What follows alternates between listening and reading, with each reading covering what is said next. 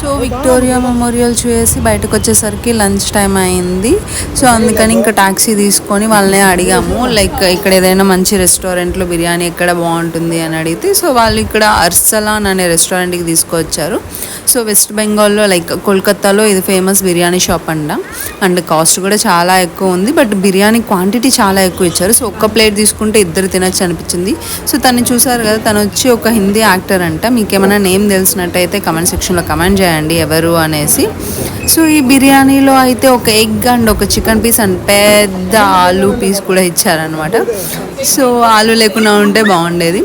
And ఇంకా chicken kebab కూడా తీసుకున్నాము చీజ్ది. అండ్ బిర్యానీ టేస్ట్ అయితే అద్దరిపోయింది. సో ఎప్పుడైనా వెళ్తే మిస్ చేయకుండా ఆ రెస్టారెంట్కి వెళ్ళండి, సూపర్ ఉంది టేస్ట్ అయితే.